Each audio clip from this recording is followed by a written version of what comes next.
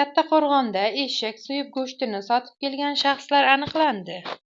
Ushbu faoliyat bilan shug'ullanib kelgan shaxslarning xonadonidan 250 kilogramm eshak go'shti va so'yish uchun tayyorlab qo'yilgan 4 ta eshak topilgan. Ijtimoiy tarmoqlarda Kattaqo'rg'on tumanida yashovchi fuqaro xonadonida eshak so'yib go'shtini sotish bilan shug'ullanib kelayotganligi haqidagi xabarlar tarqaldi. Holat Veterinariya chorvachilikni rivojlantirish qo'mitasi ishchi guruhi tomonidan o'rganildi. Ma'lum qilinishicha, o'rganishlar davomida Kattaqo'rg'on tumanining Yangiqo'rg'oncha mahallasi hududidan oqib o'tuvchi Qirish kanaliga eshak suyaklari tashlab ketilganligi aniqlangan.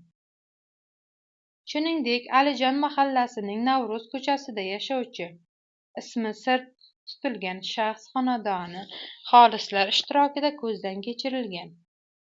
Jarayonda xonadon molxonasidan 250 kilogramm eshak go'shti va so'yish uchun tayyorlab qo'yilgan 4 ta eshak topilgan.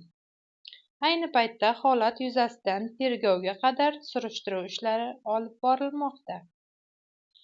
Kanalimizga obuna bo'lib qo'ying va eng yangi xabarlardan baxabar bo'ling.